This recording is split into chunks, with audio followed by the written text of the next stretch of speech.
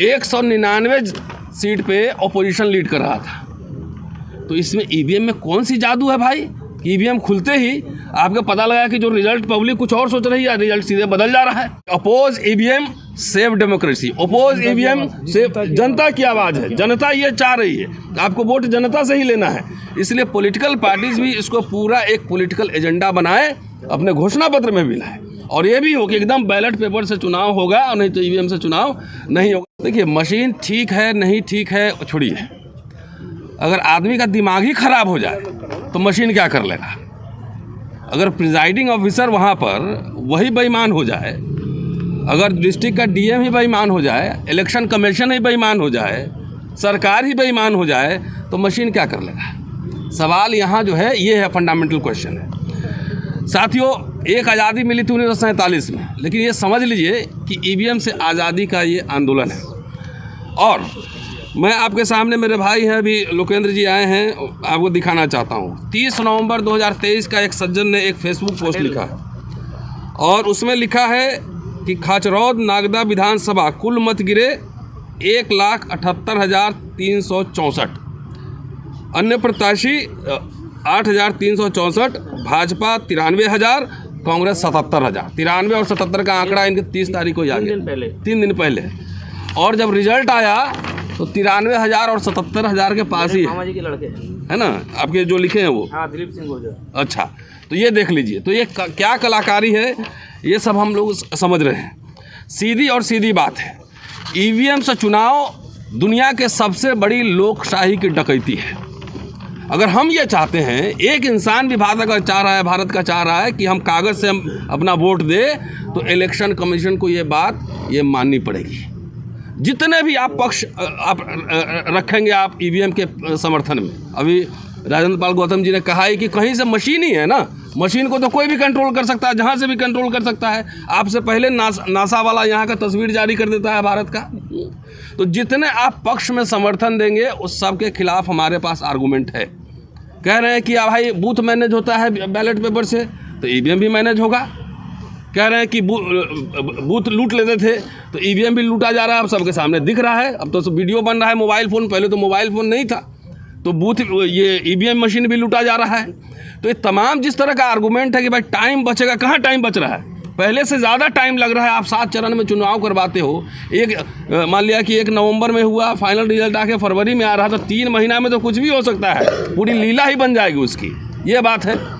दूसरी बात है कि जब 30-40 साल में पूरा देश, समाज, टेक्नोलॉजी सब कुछ बदला है, तो आप वहाँ बूथ पे आप सीसीटीवी कैमरे लगा सकते हो, सीसीटीवी कैमरे लगा सकते हो, आप इलेक्ट्रॉनिक सर्विलांस कर सकते हो, वो भी कर सकते हो। आप इतना सोफिस्टिकेटेड वेपन्स है हमारे फोर्सेस के पास।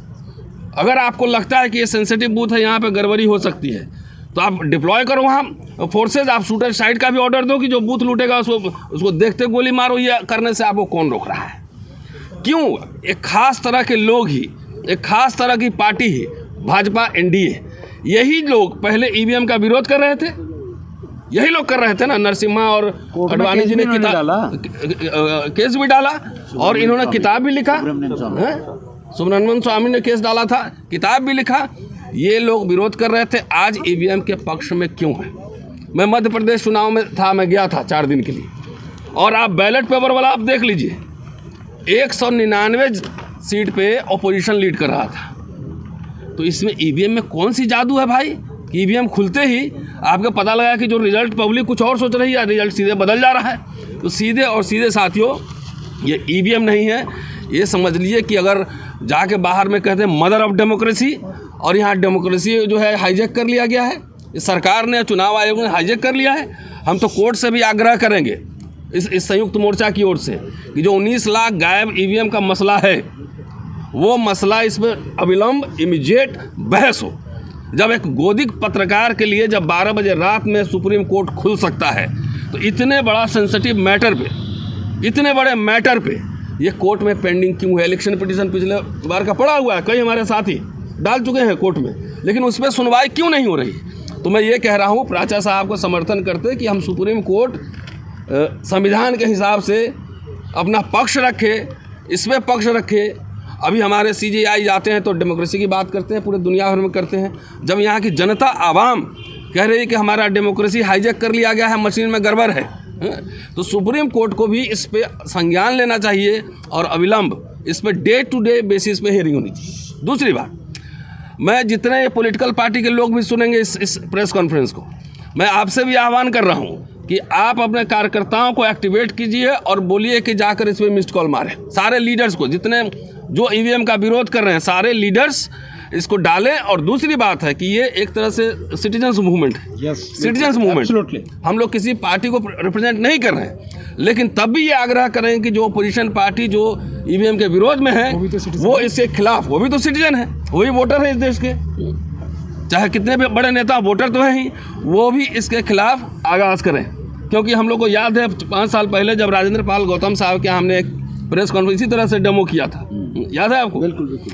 और वो खुद राहुल गांधी ने अपने वॉल पर शेयर किया और 20 करोड़ लोगों ने देखा था।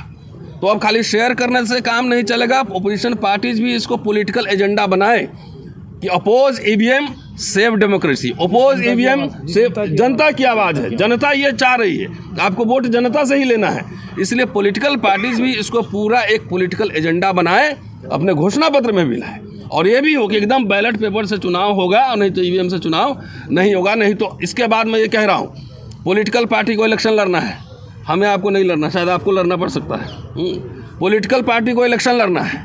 24 में अगर ईवीएम की सरकार आ गई तो पता नहीं कि प्रेसिडेंशियल फॉर्म होगा कि कौन सा फॉर्म गवर्नमेंट का होगा, नया संविधान सभा बन जाएगा, संविधान सभा बनेगा और सारा इलेक्शन सब खत्म हो जाएगा, तो आप फिर चुनाव भी नहीं लड़ पाएंगे।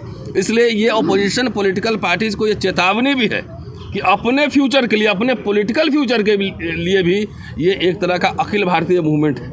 आज आपके सामने भानु प्रताप जी ने जिन राज्यों 13 राज्यों का नाम लिया ना आपने, धीरे धीरे ये संख्या बढ़ेगी ही। ये अखिल भारतीय स्वरूप ऑलरेडी ये ले चुका है। इसलिए हम लोग जो ताकत लगा रहे हैं अपने मिनिमम रिसोर्सेज के हिसाब से, उस तरह से पॉलिटिकल पार्टीज़ भी इसमें अपनी ताकत लगाए। और पूरा लोहिया के बाद से फिर मैं ख़त्म करता हूँ कि चुनाव आयोग नहीं मानती है तो पॉलिटिकल हम लोग हैं ही, हम लोग फ्रंट में लीड करेंगे।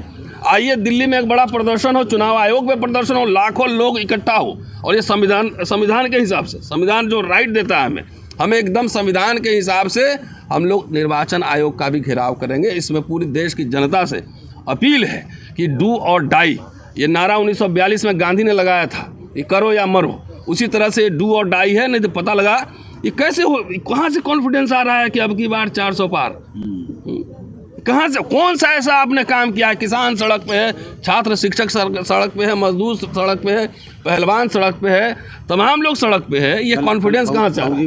फौजी भी सड़क पे है, ड्राइवर सड़क पे है, सब लोग सड़क पे है।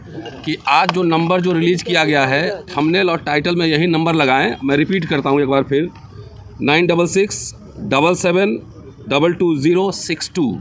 थंबनेल में और टाइटल में यही लगाएं कि अगर आप ईवीएम के विरोध में हैं तो इस पर मिस्ड कॉल मारें। ये सारे साथियों से निवेदन है। इसलिए हम लोग जान रहे हैं कि ये पूरा गड़बड़ होना है ईवीएम से। ईवीएम का अपोज करो, संविधान बचाओ और देश बचाओ।